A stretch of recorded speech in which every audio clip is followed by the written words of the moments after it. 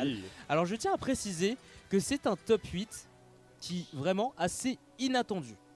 Inattendu parce que j'ai revu les sites tout à l'heure et Ouais, waouh, tellement d'upsets, tellement ouais, de... beaucoup d'upsets. Wow. Il y a Assassin qui était seed 20, très underseed, j'avais prévenu, mais pas grave, pas grave. À mon avis, c'était pour éviter des clashs aussi. FM qui était 17, un truc comme ça, qui était loin d'être prévu en top 8 en tout cas. Arsnif qui tombe directement en loser round 1 du top 8. Donc beaucoup de surprises. Hein. JB Ouais, également qui a oui. réussi à se frayer un chemin. Donc c'est huge, mine de rien. Et on va être donc parti 3-2-1. Et tiens, c'est vrai que c'est bizarre ça, on n'a pas de retour son. Bah, tiens. Oh, bah, Bah, écoute, c'est pas grave, on tant va pis, faire on sans. s'entend. On va faire sans. C'est pas très grave, mon cher Broku. Même sans son, on peut quand même commenter cette loser semi-finale entre deux monstres qui ont percé ce bracket. Alors pour l'instant, du côté Kenini, on est plutôt bien. On arrive à mettre des pourcentages. On arrive à bien jouer autour de ce rob. Par contre, situation un petit peu dangereuse parce que oui, piégé autour du GRO et du rob. On connaît cette situation, on l'a connue au moins une fois dans sa vie. Mais on a toujours l'avantage positionnel cependant. Ouais, on a toujours l'avantage positionnel, on a bien réussi à s'en sortir de cette mauvaise situation, à toujours être centré entre le Rob et la toupie. C'est vraiment la pire situation qui peut arriver face à Rob. Et bah écoute, il s'est fait un peu surprendre l'Assassin et j'ai l'impression que c'est un peu la classique face à Terry. Hein. C'est au début, tu te fais un peu avoir par son rythme élevé puis ensuite tu reviens.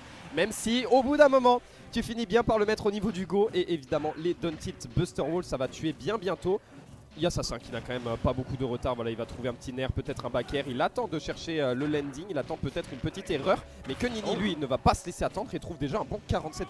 Oui, grâce au bon Buster Wolf. Et attention à pas laisser ce Terry vraiment trop longtemps à 100% parce que oui, un deuxième Buster Wolf ça arrive déjà 73. C'est vraiment, le Go c'est un outil qui te permet de gratter les pourcents ou tout simplement c'est un outil de kill move. Donc vraiment très utile sur Kenini qui a tenté la troisième. Ça ne fera pas mouche, il n'en sera rien, ce sera Bury into a pair. Les classiques de Rob, tu connais. On accuse quand même d'un gros retard.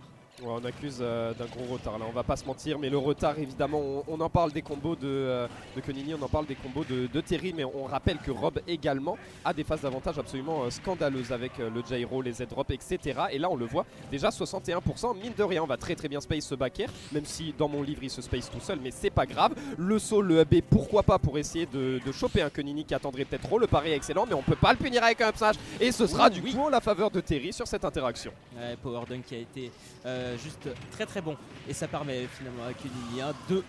Ah ouais, DI, on s'est peut-être fait surprendre par le DI mix-up du upper.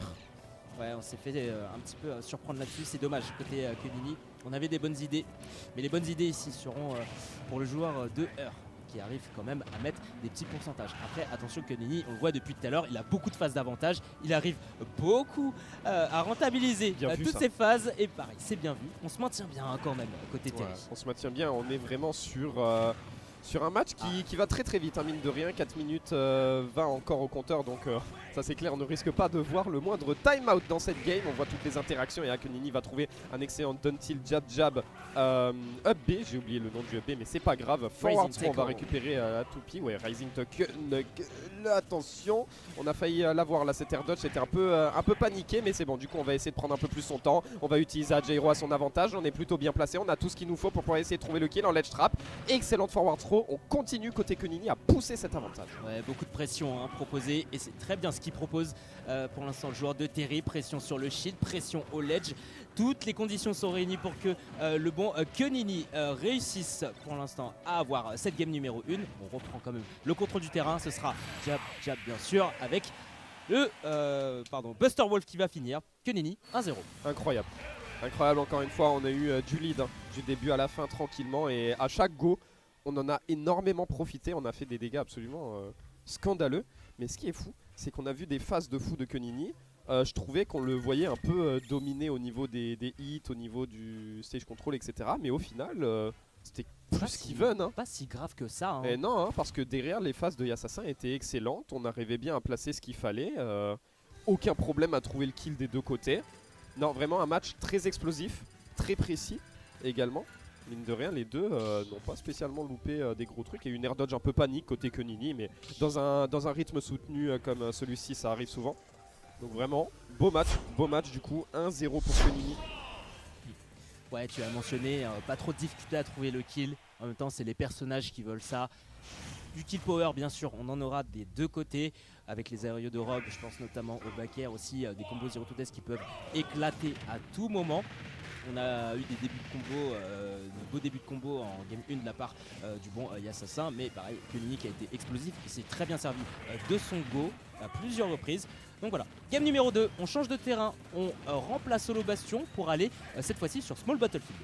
Ouais, Small Battlefield, encore peut-être un peu plus serré. Ouais, par rapport à Holo Bastion, on a en revanche une plateforme qui nous gênera moins au centre. Donc à voir si on arrive à mieux naviguer du coup autour des plateformes, à essayer de mieux sortir de la pression de Terry. Ça me paraît compliqué en tout cas, hein. Moi je suis pas fan d'avoir pris Battlefield face à Terry par rapport à Holo Bastion en tout cas.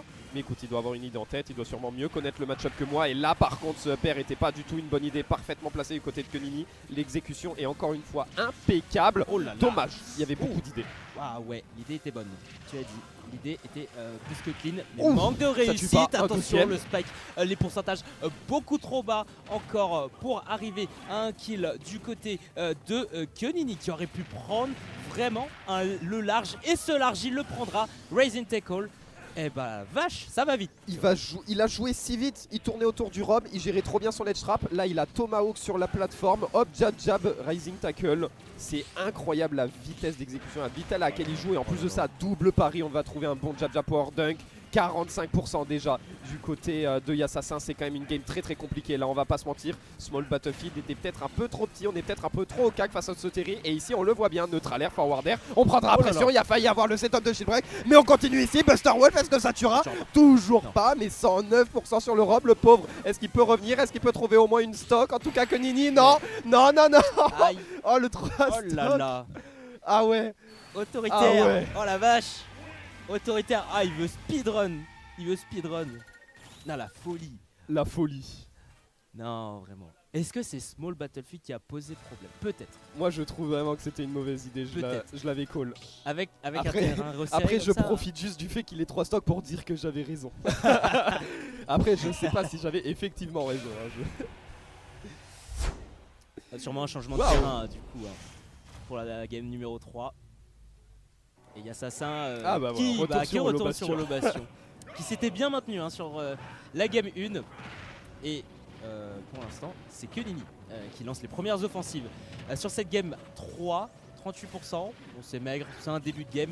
Après c'est un BO5, il y a de l'adaptation, on a du temps. Ouais. Et là pour l'instant, je vois un Yassassin qui est encore en train de souffrir un petit peu. Ouais, surtout en ledge trap, hein. On voit vraiment que Nini qui met une belle pression en ledge trap, il se déplace bien gauche-droite, il fait attention à pas prendre de risques. Et puis s'il arrive pas à trouver le ledge trap immédiatement, et bah c'est pas grave, il va essayer de reprendre le centre pour ensuite repousser son adversaire. Donc vraiment très smart de sa part. Et jusque là ça marche plutôt bien. Yassassin lui qui voilà a réussi à mettre quelques lasers, a réussi un peu à s'échapper de cette mauvaise pression. Là par contre il a tout donné là-dessus, Oh non, évidemment, forward là. smash.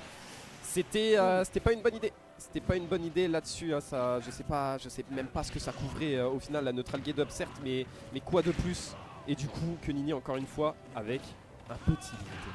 Un petit lead et un go de disponible à disposition, mais pas pour très longtemps. 19%, quasiment rien du tout. Ah, c'est vrai que on avait de belles phases. On a des idées côté Yassassin, on a quelque chose, on a un spike. J'ai flippé, honnêtement j'ai flippé, je me suis dit ça va pas tuer ces pourcentages, non quand même c'est Rob. Et après la recovery de Rod tu la connais, ça tu peux remonter d'assez loin. Évidemment.